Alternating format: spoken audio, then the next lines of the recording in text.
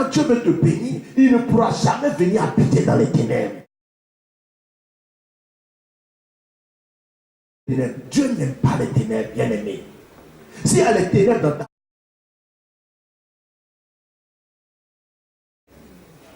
et Dieu nous appelle. La Bible dit, vous êtes le temple du Saint-Esprit. Et nous savons que le Saint-Esprit,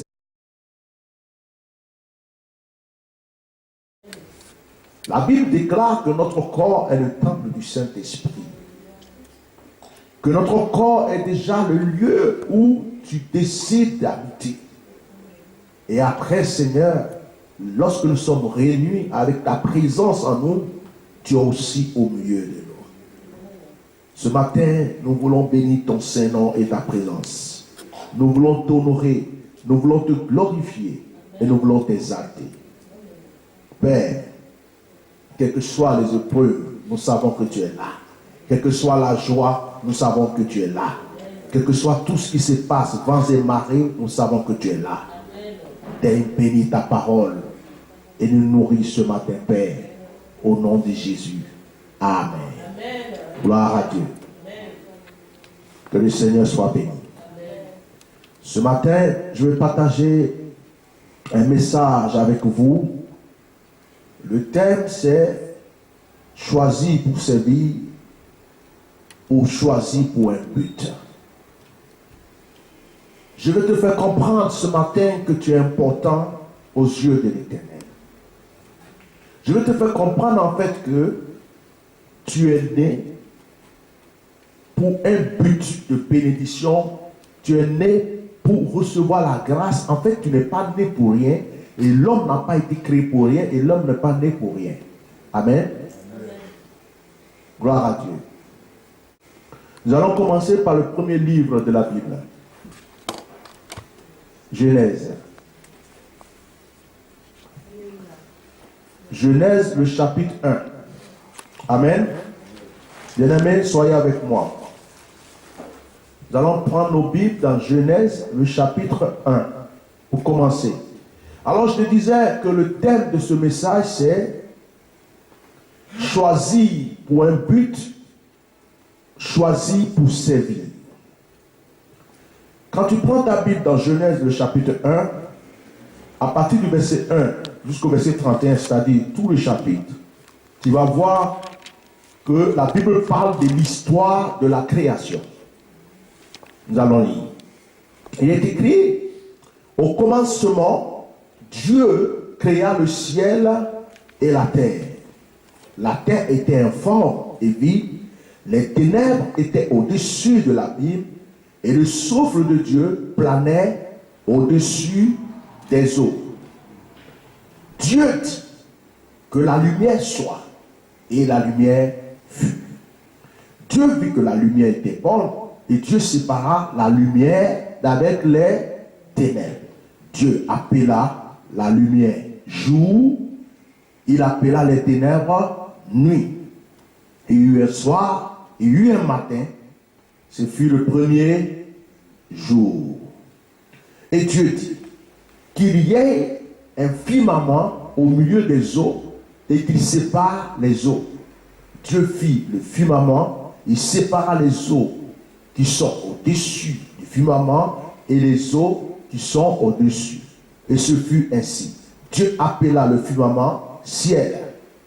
Et il y eut un soir, il y eut un matin. Ce fut le deuxième jour. Amen. Verset 9 dit, les eaux qui sont au-dessous du ciel, qu'elles se rassemblent en un seul lieu, et que paraisse la terre, et ce fut ainsi. Dieu appela la terre ferme terre, et y appela la masse des eaux mer. Et Dieu vit que cela était bon.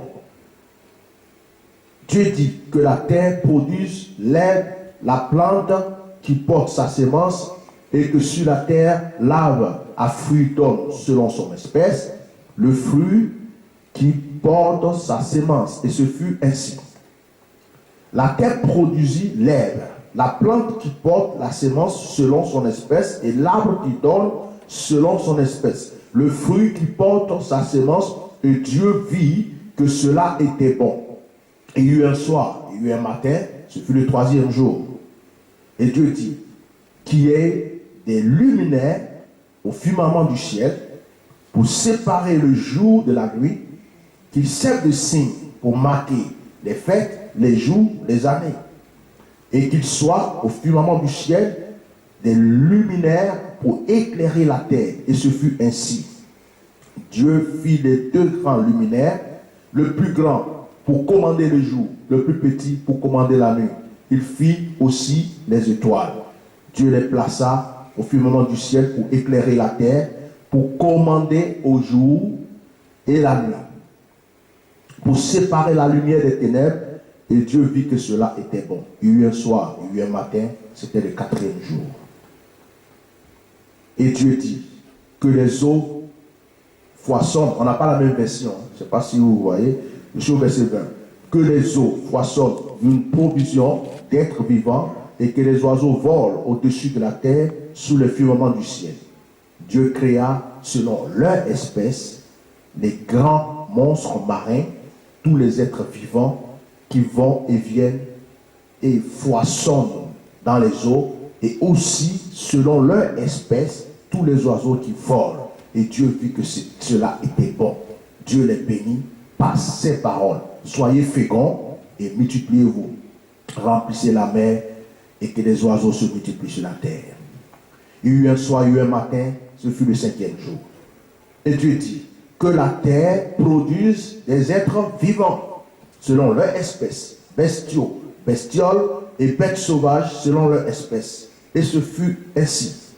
Dieu fit les bêtes sauvages selon leur espèce, les bestiaux selon leur espèce, et toutes les bestioles de la terre selon leur espèce, et Dieu vit que cela était bon. Dieu dit, faisons l'homme à notre ressemblance, qu'il soit le maître des poissons de la mer, des oiseaux du ciel, des bestiaux, de toutes les bêtes sauvages et de toutes les bestioles qui vont et viennent sur la terre.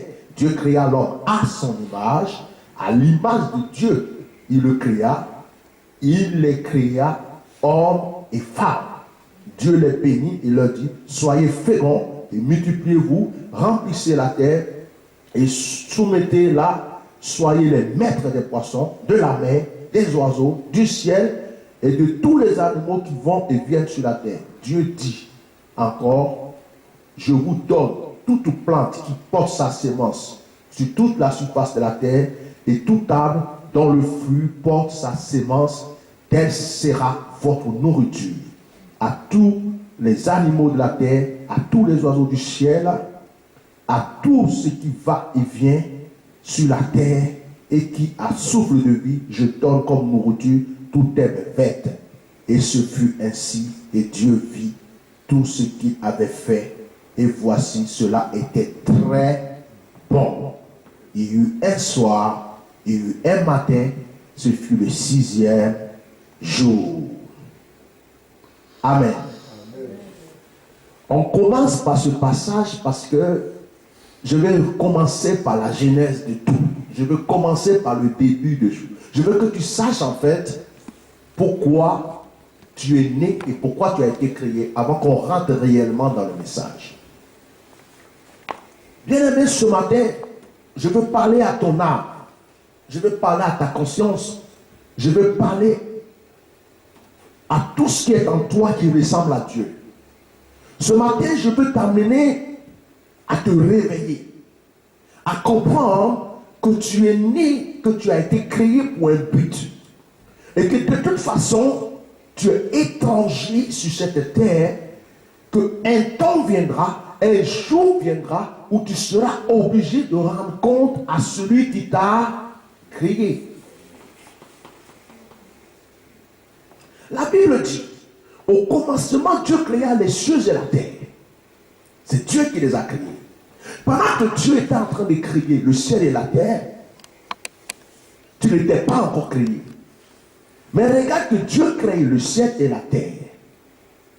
Ça, c'est au commencement. Regardez bien la Genèse. Quand vous lisez à partir du chapitre 1, il y a des choses, si tu ne lis pas bien, tu ne peux pas comprendre. On dit Dieu créa les cieux et la terre. Ça veut dire que dans l'esprit de Dieu, dans la pensée de Dieu, dans l'imagination de Dieu, le ciel et la terre étaient comment? Créés. Alléluia. Mais ce n'était pas encore, c'est-à-dire ce n'était pas encore matérialisé. C'était comment? Créé. Au commencement, Dieu créa les cieux et la terre. Maintenant, on va nous expliquer comment il a créé les cieux et la terre. Et quand tu continues de dire, la Bible dit, quand Dieu, au commencement, a créé le ciel et la terre dans son imagination, la terre était informe et vide. Il n'y avait rien sur la terre. Ce n'était pas cette terre que tu vois aujourd'hui. Elle était informe et vide. Et la Bible dit, les ténèbres étaient au-dessus de l'abîme et le souffle de Dieu, qui est le Saint-Esprit, planait au-dessus. Donc, Dieu a créé le ciel et la terre. Mais c'était informe et vide, il n'y avait rien. Mais dans cette terre qui était vide, il y avait ce qu'on appelle les ténèbres. Et puis, il y avait l'Esprit de Dieu qui planait. Pourtant, en ce moment, le ciel n'existait pas encore. Vous voyez un peu? C'est-à-dire que toutes ces choses n'avaient pas encore pris forme. Ce qui m'intéresse ici, je vais te le faire sortir. Quand on continue, la Bible dit, Dieu dit, verset 3, que la lumière soit. Amen. Quelqu'un peut me dire la lumière? Que la lumière soit. Et la lumière fut. Dieu vit que la lumière était bonne. Et Dieu sépara la lumière des ténèbres. Voici comment commence l'histoire. Au début, on te dit que Dieu a créé le ciel et la terre. On te dit que la terre était vide et informe. Ça veut dire qu'il n'y avait pas de forme. Et que l'Esprit de Dieu se mouvait au-dessus des eaux. Maintenant, la Bible dit encore que Dieu va déclarer maintenant quelque chose. Au départ, on n'a pas dit que Dieu a déclaré quelque chose. Ça veut dire que dans la création, la première déclaration de Dieu était quoi? Lumière, soit. C'était sa première parole. Quand il a commencé à créer le monde, la première parole, la première déclaration que Dieu a faite, c'est que la lumière soit. Donc, est-ce que vous comprenez que la lumière est importante aux yeux de Dieu? Je vais vous faire comprendre l'importance de la lumière ce matin. La lumière est importante aux yeux de Dieu. Dieu n'a pas créé la lumière à la fin. Il n'a pas créé la lumière au milieu de sa création. Il n'a pas créé la lumière après. La lumière a été la première des choses que Dieu a créées.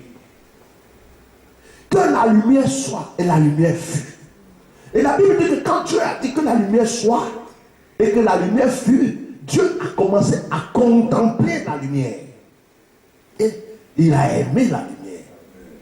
La première des choses que Dieu a aimé, c'est la lumière. La première des choses qui a réjoui le cœur de Dieu, c'est la lumière. Et Dieu, la Bible dit, Dieu vit que la lumière était bonne. Il a aimé la lumière. Et donc, qu'est-ce qu'il va faire à la lumière? Il va séparer la lumière et les ténèbres. Lumière, c'est tellement joli à voir que je ne te laisse pas à côté des ténèbres. Donc, quitte là, viens de tel côté. Oh my God. Quelqu'un peut me répéter lumière? Je veux que ça reste dans ton esprit ce matin, lumière. Parce que tu vas comprendre pourquoi je parle de la lumière ce matin. Donc Dieu sépare la lumière et les ténèbres. Ce qui te fait comprendre que la lumière ne peut pas habiter avec les ténèbres. Parce que depuis la création, quand Dieu a commencé, il dit quoi? Lumière, sépare-toi des ténèbres. Donc, est-ce que tu as compris pourquoi? Quand tu allumes ton ampoule chez toi, le noir disparaît. Quand tu es dans la forêt et que tu allumes la torche, la lumière te fraye un chemin. Est-ce que tu comprends pourquoi? Quand le jour arrive, la nuit s'enfuit. Non, tu n'as pas compris parce que tu n'as pas. Ils sont assis, ils disent, mais qu'est-ce qui va nous sortir comme mystère encore ce matin? Que la lumière soit. La lumière, je vais te dire ce matin, ça représente beaucoup de choses. La lumière représente la joie. Dis-moi pourquoi la lumière représente la joie. Parce que c'est la première des choses qui a régi le cœur de Dieu. J'aime quand ça sort comme ça de mes entrailles. Regarde, la première des choses qui a réjoui Dieu, quand il a commencé à créer, boum, il a créé que la lumière soit. En même temps, on dirait que Dieu lui-même, quand il a dit que la lumière soit, il ne savait même pas quelle forme la lumière allait avoir. Il ne savait pas quelle clarté la lumière allait avoir. Mais il s'est dit, je veux qu'il y ait une lumière. Et dès que la lumière a apparu, il a regardé, il dit, oh, c'est merveilleux. Il dit, mais ça, je ne laisse pas les ténèbres. Allez, je sépare la lumière des ténèbres. Non, tu n'as pas compris. Que la lumière soit. La lumière fut. Dieu regarda la lumière, il aima la lumière et il sépara la lumière. Donc, ce que Dieu aime, c'est quoi? La lumière. Je ne sais pas si vous me suivez ce matin. Ce que Dieu aime, c'est quoi? C'est la lumière. Tu vas comprendre pourquoi je parle de lumière que je n'arrête pas. Donc, ce que Dieu aime, c'est quoi? La lumière. Donc, Dieu n'aime pas les ténèbres. Donc, Dieu n'aime pas les ténèbres. Donc, Dieu n'aime pas les ténèbres. Donc, spirituellement, les ténèbres, c'est le mal. Les ténèbres, c'est le péché. Les ténèbres, c'est tout ce qui fait du mal. Donc, Dieu n'aime pas ça. Dieu aime la lumière. La lumière, c'est l'amour. La lumière, c'est la joie. La lumière, c'est la paix. La lumière, c'est l'allégresse. Ok. Alléluia. Gloire à Dieu. Donc, Dieu dit que la lumière soit. La lumière n'a pas eu le temps même de réfléchir. Elle fut et Dieu aima la lumière. Sa première création, c'est la lumière. Mais regardez bien de quelle lumière on parle. En fait, la lumière que Dieu a créée au départ, c'est le jour. Le jour. Dieu créa la lumière, le jour, et il sépara la lumière des ténèbres. Et la Bible dit, il y eut un jour, et il y eut aussi la nuit. La nuit et le jour ne peuvent jamais être ensemble. Amen. Quand le jour arrive, la nuit est obligée de s'enfuir. Parce que ce que Dieu aime, c'est la lumière. Je t'explique ça pour te faire comprendre que si toi tu es la lumière de Dieu, que si toi tu es réellement, que Dieu t'aime, que Dieu en toi, tu ne te cacheras jamais devant le diable, tu ne te cacheras jamais devant les épreuves, parce que tout ça c'est les ténèbres. C'est-à-dire que c'est ces choses-là qui auront peur de toi. Ils vont tourner autour de toi, ils vont faire tout ce qu'ils veulent, mais toi tu règnes, tu es là, parce que c'est en toi que se trouve la lumière. C'est ça que j'ai commencé à te faire comprendre. Parce que si tu es enfant de Dieu, que tu crois que les ténèbres peuvent habiter en toi, que tu crois que les ténèbres peuvent prendre la place en toi, que tu crois qu'à un certain moment le mal peut venir en toi et puis le bien peut venir en toi, c'est que tu n'as pas encore compris ce que tu es. C'est qu'en fait tu n'as pas compris que l'Esprit de Dieu en toi et que toi normalement tu es la lumière de Dieu. Et que si tu es la lumière de Dieu, toi tu restes lumière, tu ne peux pas devenir ténèbres. Mais c'est les ténèbres qui cherchent autour de toi une solution pour pouvoir t'atteindre. Mais comme ils ne peuvent pas t'atteindre, ils tournent, ils tournent, ils tournent, ils tournent, ils tournent. Ça veut dire qu'aujourd'hui tu as une épreuve ici, ça ne veut pas dire qu'ici il n'y a pas la lumière. Tu as une épreuve là, il ne faut pas croire que la lumière est. Toi tu es lumière et tu restes lumière et lui il reste ténèbres. Amen. Dieu créa quoi? La lumière. Et quand vous voyez la création, vous voyez que Dieu va créer toutes ces choses, il va créer le jour, la nuit. Après, Dieu va créer ce qui doit séparer le jour et la nuit. C'est-à-dire le soleil et la lune. Si vous lisez bien la Bible, vous allez comprendre que le soleil est plus grand que la lune. La lune est toute petite par rapport au soleil. La lune est toute petite par rapport au soleil. Donc ça résume ce que je viens de dire. La lumière ne dort pas. C'est les ténèbres qui tournent autour de la lumière. Amen. Comprenez que l'Esprit de Dieu est plus scientifique que les scientifiques. L'Esprit de Dieu est au-dessus de tout parce que c'est Dieu qui a créé le ciel et la terre. Et avant la création, l'Esprit de Dieu était là. Donc si toi tu es enfant de Dieu, que tu es la lumière, c'est pas à toi d'avoir peur des ténèbres. C'est pas à toi d'avoir peur de la maladie. C'est pas à toi d'avoir peur des épreuves. Ce sont ces choses-là qui ont peur de toi. En fait, eux, ils tournent autour de toi. Ils cherchent l'occasion pour t'atteindre. Mais des fois, ils arrivent à t'atteindre un côté.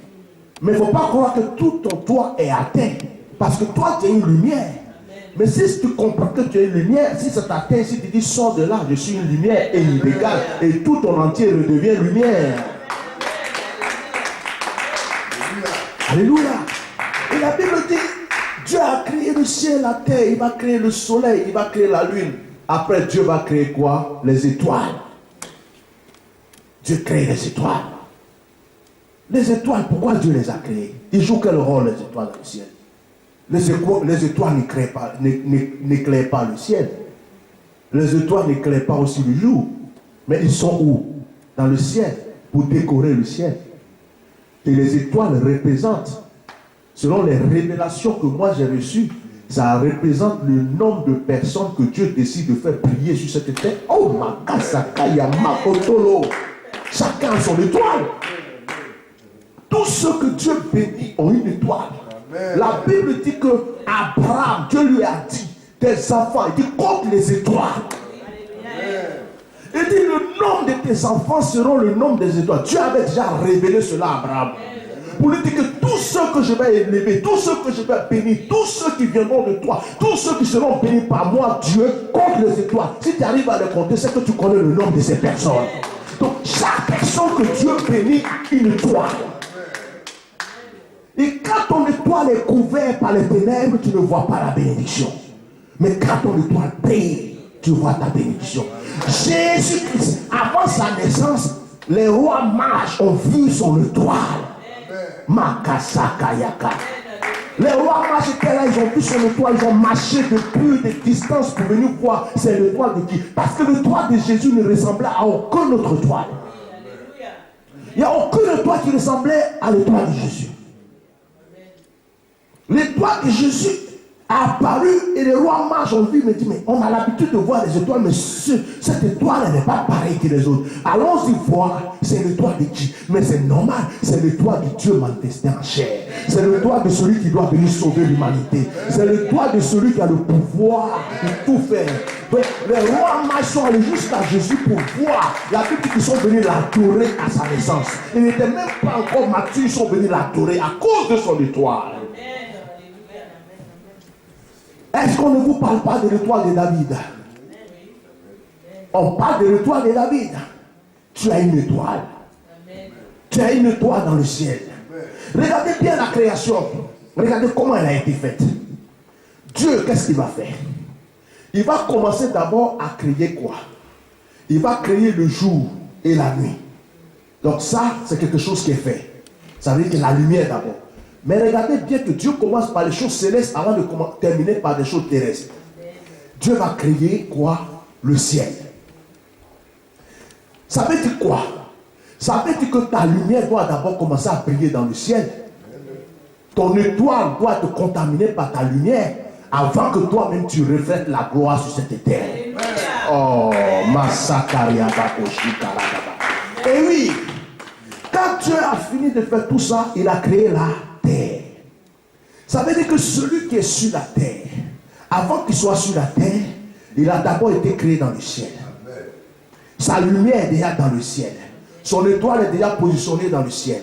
Mais il faut que quelque chose se passe.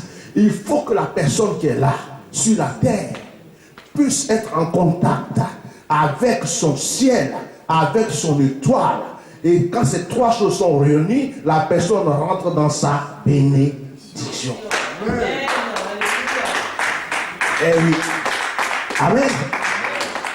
La Bible dit, tu es la poussière et tu retourneras dans la poussière. Donc l'homme est terre. Cette terre doit être en connexion avec son étoile. Parce que la Bible dit, Dieu créa l'homme à son image. Il créa l'homme et la femme. Mais quand tu lis bien, la Bible dit au départ, Dieu dit, formons l'homme à notre image. C'est après qu'il a créé l'homme. Donc quand Dieu dit formons, quand on forme quelque chose, c'est qu'on fabrique. Mais ça veut dire qu'en fait, l'homme existait déjà dans la pensée de Dieu. L'homme était déjà spirituel. L'homme était déjà dans le ciel. Mais il n'avait aucune forme.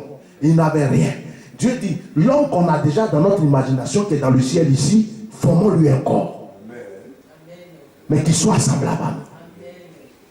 Et qu'est-ce que Dieu va faire? La Bible dit que Dieu va rendre l'homme spirituellement semblable à lui. Il va le rendre intelligent et puis Dieu va faire quoi? Il va dire, bon, comme l'homme doit marcher sur la terre, je vais le rendre identique à la terre, donc je prends la terre pour le fabriquer. Et Dieu va former le corps de l'homme. Oh ma chakaria.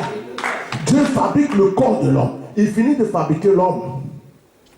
Il dit à l'homme, tu es sur la terre. Et il me charge de te dire aujourd'hui, tu es sur la terre, mais n'oublie pas que tu as une étoile dans le ciel. Tu as une étoile dans le ciel. Je ne suis qu'à l'introduction de mon message parce que je vais vous expliquer pourquoi je vous dis tout ça. Ton étoile est dans le ciel. Et quand ton étoile brille, il n'y a rien qui peut t'arrêter. Quand ton étoile brille, il n'y a rien. On peut faire tout ce qu'on veut. Les mystiques, les sorciers, les charlatans, les gens peuvent même t'empoisonner. Mais parce que ton étoile a brillé, on ne peut pas t'arrêter. Tu vas que de gloire en gloire. Même les hommes du monde le disent souvent. Ils disent son étoile a brillé. Ils ne sont même pas chrétiens, ils comprennent ça déjà. Ils disent son étoile a brillé. Des fois, ils disent, mais cet enfant est né avec vraiment une étoile. Quand un enfant naît, quand une personne naît, cette personne a une étoile. Regardez, quand tu es né, tu as quoi? Tu sors du ventre de ta mère. Et quand tu sors, il y a quoi? Le cordon. Mais ce cordon, on le coupe. Quand on le coupe, on fait quoi? On l'enterre. On le jette dans la terre. Vous ne comprenez pas ça?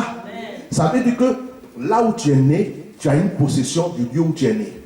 Ta malédiction peut commencer là, comme ta bénédiction peut commencer là. Amen. Celui qui a coupé ton cordon, si c'est un sorcier, ça va, toute ta vie, ça va aller très mal. Jusqu'à ce que tu rencontres Jésus-Christ pour faire briller ton étoile et que ton étoile soit en accord. Alléluia. Non. Bien aimé, imaginez c'est une sage-femme mystique qui a coupé ton cordon. Elle coupe ton cordon, elle prend, elle fait des incantations, elle dit celui-là qui soit malheureux toute sa vie. Tu ne comprends pas ce qui t'arrive. Tu dis, mais depuis que je suis né, je ne sais pas ce qui m'arrive. Oui, c'est normal. La personne qui a eu le premier contact avec toi, qui a coupé ton cordon, a placé ça quelque part. Mais il te faut maintenant Jésus-Christ. Pour que Jésus fasse briller ta lumière. Que ta lumière contamine ton étoile. Que ton étoile brille sur ta terre. Que ton cordon, et ton cordon reprend vie et la bénédiction revient en toi. Et là tu peux dire, si je vis, ce n'est plus moi qui vis. Christ est par moi. Amen. Et qu'est-ce qui se passe? Pour ne pas rester sur cette affaire de lumière, parce que je vais te faire comprendre quelque chose qui va marquer ta vie chrétienne aujourd'hui. Je veux que nous soyons des vrais chrétiens. Ce matin, je veux que ce message que je vais posément là-dessus te permette de comprendre qui tu es. Si tu comprends qui tu es, il n'y a pas un mal qui va te faire souffrir. Parce que c'est toi qui dois faire souffrir le mal. Les ténèbres ont peur de la lumière. La lumière n'a pas peur des ténèbres. Oh my chakaria.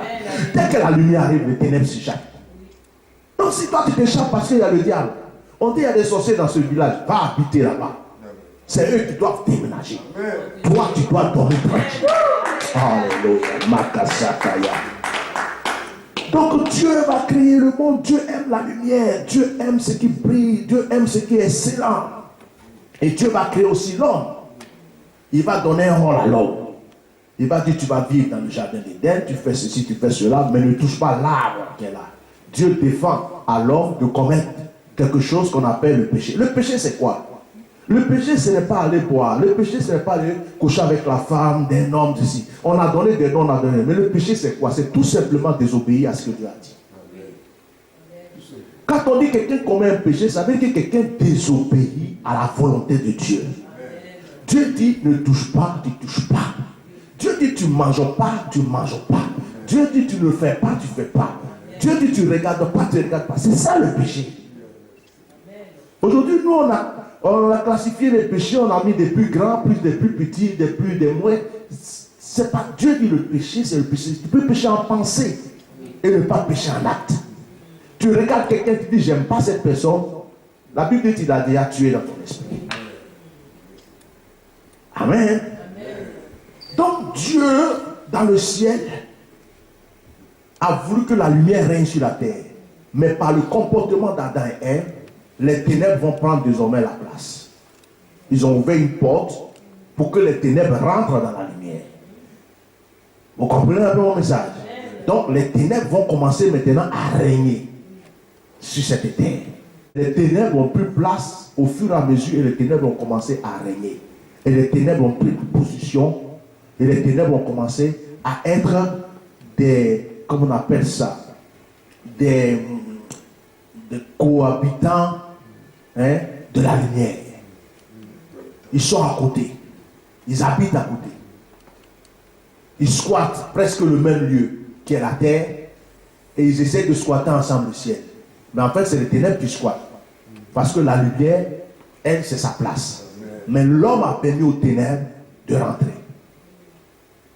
Et cet homme qui a permis, c'est Adam et Ève. Quand j'ai lu l'histoire d'Adam et Ève, j'ai compris pourquoi Ève a péché. Parce que quand Dieu disait à Adam, ce table-là, tu ne manges pas, c'est son fruit, Ève n'était pas encore là. Ève n'était pas encore là, elle n'était pas encore créée. Elle était créée en esprit, mais elle n'existait pas. Donc quand Dieu a parlé, Ève n'était pas là pour écouter Dieu. Elle n'a pas entendu Dieu de bouche à bouche. C'est son mari qui lui a expliqué après. C'est Adam qui a expliqué à Ève, Dieu dit ça, on ne le fait pas, on ne touche pas. Donc ce qu'un homme t'a dit, et puis ce que Dieu te dit, c'est pas pareil. Amen. Et la Bible dit, nul n'est prophète chez soi. C'est son mari. Ce que mon mari va me dire et ce que Dieu va me dire n'a pas le même sens. Donc, le serpent savait que s'il venait directement chez Adam, il n'allait pas pouvoir vaincre Adam parce que Adam a entendu sa bouche à bouche. Dieu lui a dit ça, elle a entendu la voix audiblement. Mais Ève, elle n'a pas entendu Dieu dire ça, elle a simplement entendu son mari dire ça. Donc c'est la parole de son mari. Mon mari a dit. Dieu a dit à mon mari et mon mari a dit. Mais Adam lui pouvait dire Dieu m'a dit. C'est pourquoi le diable cherche les plus faibles. Il cherche ceux que Dieu n'a pas parlé audiblement. Il cherche ceux qui n'ont pas eu l'expérience claire avec Dieu. Il cherche ceux qui doutent encore sur leur salut. C'est eux qui cherchent pour atteindre. Mais quand tu sais qui tu es, le diable a du mal à te vaincre. Quelles que soient les épreuves.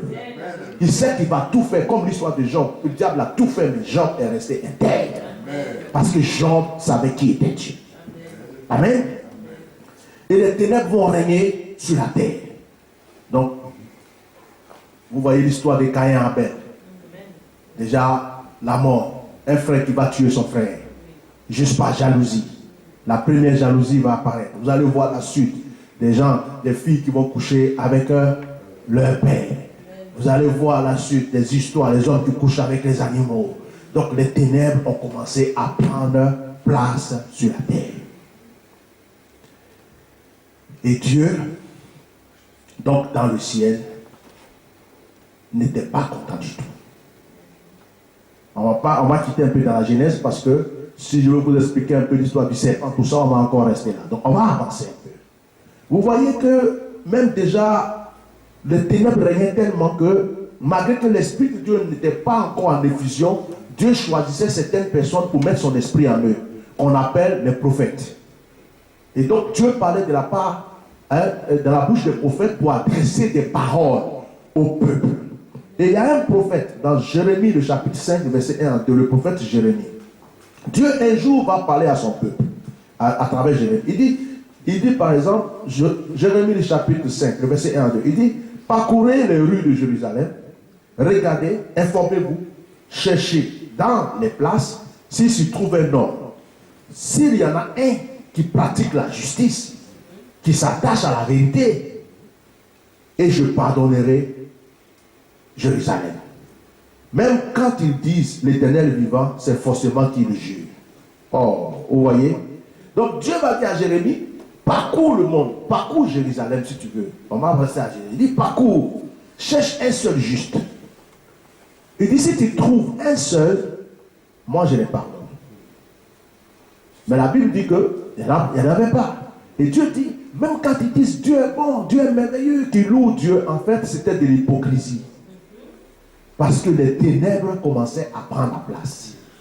Vous voyez un peu, est-ce que vous êtes en train d'imaginer un peu la tristesse de Dieu? Je crée le monde. Et la première des choses que je créais, que je ordonnais, c'est la lumière. J'aime la lumière, c'est quelque chose qui me fait plaisir. Mais l'homme, par son péché, va permettre que les ténèbres viennent couvrir cette lumière. Et à chaque fois, je les donne des conseils pour que la lumière apparaisse, mais il faut venir les ténèbres. Dieu n'aime pas les ténèbres, bien aimé. S'il y a les ténèbres dans ta vie, Dieu ne peut rien faire dans ta vie.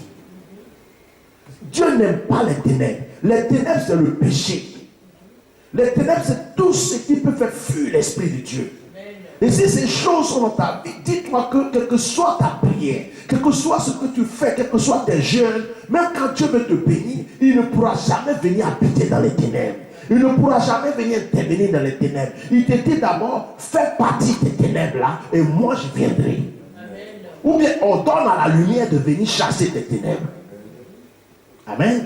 Amen. Quand vous lisez Ésaïe, le chapitre 59, le verset 15 à 16, la Bible dit, la vérité a disparu. Et celui qui s'éloigne du mal est dépouillé. L'Éternel voit d'un regard indigné qu'il n'y a plus de droiture. Il voit qu'il n'y a pas un homme. Il s'étonne de ce que personne n'intercède.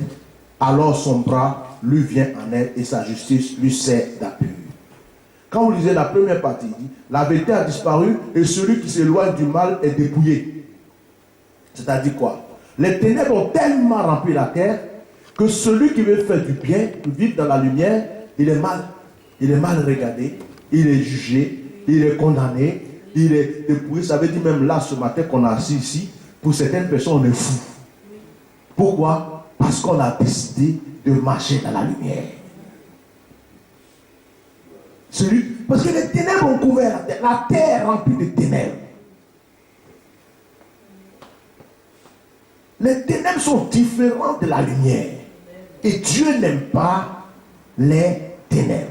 Donc celui qui aime la lumière comme Dieu est mal regardé par ceux qui sont remplis de ténèbres. Vous comprenez? Amen. Amen. Alors, quand tu lis, tu continues. Si on prend Romains chapitre 3, le verset 23, qui me connaît ce verset qui dit, car tous ont péché et sont privés de la gloire de Dieu. Amen. Donc, si tu lis Romains chapitre 3, 23 qui dit, tous ont péché et sont privés de la gloire de Dieu, si tu comprends bien que tu réfléchis, tu te rends compte qu'en fait, la gloire de Dieu, c'est la lumière. Amen. Alléluia. Amen. La gloire de Dieu, c'est quoi? C'est la lumière. Mais à quel moment est-ce que tu es privé de la gloire de Dieu? C'est quand tu pêches. Et quand tu pêches, qu'est-ce qui vient? C'est les ténèbres. Donc la gloire de Dieu qui est la lumière s'enfuit. Et les ténèbres prennent la place. Romains 6, 23 dit quoi? Car le salaire du péché, c'est la mort. Mais le don gratuit de Dieu, c'est la vie éternelle en qui? En Jésus-Christ, notre Seigneur. Le salaire du péché, c'est la mort. Amen. Amen. Gloire à Dieu. Est-ce qu'on se suit? Amen. Alors, quand on lit la Bible, on se rend compte que la lumière est quelque chose que Dieu aime. Et Dieu nous appelle. La Bible dit, vous êtes le temple du Saint-Esprit. Et nous savons que le Saint-Esprit, c'est la gloire de Dieu. Et nous savons que le Saint-Esprit, si le Saint-Esprit est la gloire de Dieu, c'est que le Saint-Esprit représente la lumière qui chasse les ténèbres dans notre vie. Il dit, vous êtes le temple du Saint-Esprit. Ça veut dire que Dieu veut habiter en nous pour que sa lumière brille en nous. Donc, quand on lit Ésaïe, le chapitre 49, le verset 1 à 6, on comprend pourquoi Dieu nous a créés, on comprend pourquoi Dieu nous a choisis, on comprend aussi pourquoi Dieu nous a amenés à le connaître. Ça, c'est le premier. Il s'est écrit, écoutez-moi, peuple lointain, soyez attentifs. L'Éternel m'a appelé dès ma naissance. Il m'a nommé dès ma sortie des entrailles maternelles. Il a rendu à ma bouche semblable à un glaive tranchant. Il m'a couvert de l'ombre de sa main. Il a fait de moi une flèche aiguë Il m'a caché dans son caquoir. Il m'a dit, tu es mon serviteur. Il dit, Israël, en qui je me glorifie. Et moi j'ai dit, c'est en vain que j'ai travaillé. C'est pour le vide et le néant que j'ai consumé ma force. Mais mon droit est auprès de l'Éternel et ma récompense auprès de mon Dieu. Mais maintenant, l'Éternel parle, lui qui m'a formé dès ma naissance. Pour être quoi? Pour être son serviteur, pour amener à lui Jacob. Et Israël encore dispersé. Car je suis honoré aux yeux de l'Éternel et mon Dieu est ma force. Il dit, c'est peu que tu sois mon serviteur pour relever les tribus de Jacob et pour ramener les restes d'Israël. Lisez bien la fin que je suis en train de dire. Il dit, je t'établis pour être la lumière des nations, pour porter mon salut jusqu'aux extrémités de la terre. Dieu dit, je t'établis pour que tu sois quoi? La lumière des nations. La première des choses pour lesquelles Dieu nous établit, la première des choses pour lesquelles Dieu nous appelle, la première des choses pour lesquelles Dieu met son esprit en nous, c'est pour que nous soyons quoi? La lumière des nations. Quelle lumière? La lumière qui existait au premier jour de la création. La chose que Dieu a contemplée, qu'il a aimée, il veut contempler ça en nous. Il veut que nous soyons la lumière des nations. Parce qu'à travers notre lumière, d'autres personnes vont être contaminées par cette lumière et redevenir aussi des lumières. Et le monde sera rempli de lumière. Et la lumière fera la concurrence avec les ténèbres. Et la lumière remportera. Et Dieu pourra encore se réjouir. Dieu veut que ma lumière brille, ta lumière brille, sa lumière brille, que nos lumières brillent et que nos lumières puissent briller tellement que les ténèbres soient obligées de s'enfuir. Il dit, je t'ai établi pour que tu sois la lumière de ce monde. Il n'a pas dit la lumière de Châtellerault, de ton village. Il dit non, il dit la lumière de ce monde. Quand on te voit, qu'on voit Dieu en toi. Et quand Dieu lui-même te voit, qu'il te regarde avec joie. Et qu'il dise oui, celui-là, la chose qui était là, le jour que j'ai créé le monde, la première des choses que j'ai contemplées, que j'ai séparées avec les ténèbres, se trouve en lui. Donc lui, je vais toujours le bénir. Quand la lumière de Dieu se trouve en toi, Dieu te bénit tout le temps parce que Dieu aime la lumière. Oh ma chakabayakasa. Amen. Jésus lui-même, quand il est venu, il a dit quoi? Vous êtes la lumière du monde. Amen. Donc Dieu veut que tu sois la lumière du monde. La lumière attire la lumière et les ténèbres attirent les ténèbres, mais les ténèbres ont peur de la lumière. Donc si toi tu es une lumière, que moi je suis une lumière, que l'autre est une lumière, et que nous tous nous allumons notre lumière, imaginez les ténèbres qui vont s'enfuir. N'oubliez pas, la lumière ne se mélange pas aux ténèbres. Donc quand on te voit, on doit savoir qu'il y a la lumière en toi. Ce n'est pas parce que tu as ta Bible en main. Ce n'est pas parce que quand tu passes, tu as Jésus-Christ collé, la croix collée comme là. Ce n'est pas parce que quand tu passes, mais il faut que quand on te voit, on sache qu'il y a quelque chose en toi. Que Satan le voie, que les démons le voient, que les sorciers le voient, que les mystiques le voient, que la maladie le voie. Et que tous ceux qui sont dans les ténèbres voient qu'en toi se trouve quelque chose. Gloire à Dieu. Le Seigneur va encore dire notre parole. Là, c'est un autre prophète, Ézéchiel. Il dit, dans le chapitre 33, le verset 1 à 9, Ézéchiel va dire, la parole de l'Éternel me fit adresser en ces mots, fils de l'homme.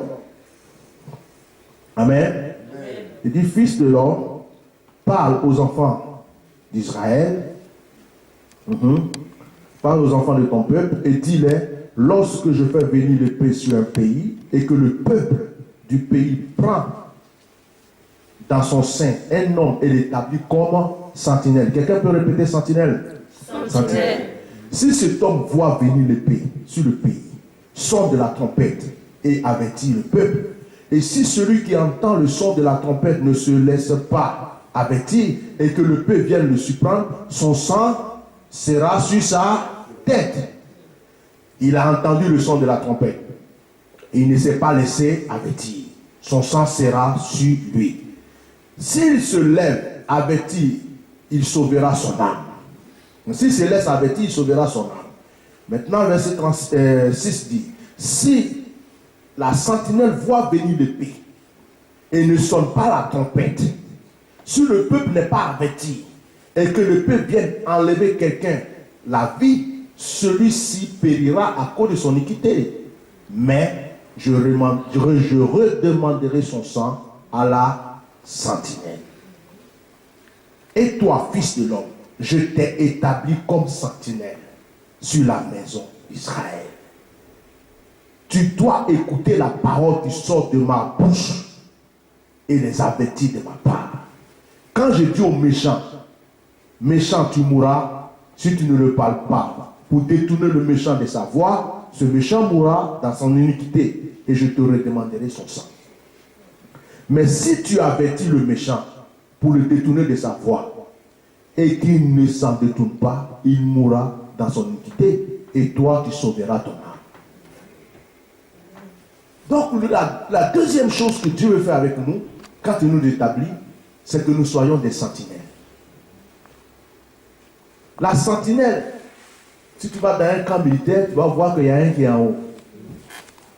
Il a la jumelle. Tout ce qui se passe à l'extérieur, s'il y a quelqu'un qui vient, tout ce qui vient, il voit tout. Imaginez qu'il dort et que l'ennemi vient rentrer pour attaquer le camp. Ça sera de sa faute. Donc la sentinelle est l'œil du peuple. Et Dieu dit, je veux que tu sois la lumière, d'accord, mais en même temps, je veux que tu sois aussi une sentinelle. C'est-à-dire que toi, ton rôle, c'est de voir le mal venir, c'est d'entendre ce que je dis et c'est de prévenir. Si tu fais ça, tu as joué ton rôle. Mais si tu finis de parler et qu'il y en a un qui ne veut pas écouter, ça, ce n'est plus ton problème. Mais toi, fais ce que je t'ai dit de faire. Je vois quelqu'un dans la rue, je lui dis, Jésus t'aime, répands-toi de tes péchés, Dieu veut te sauver. S'il a été repenti, gloire à Dieu. S'il a été sauvé, gloire à Dieu.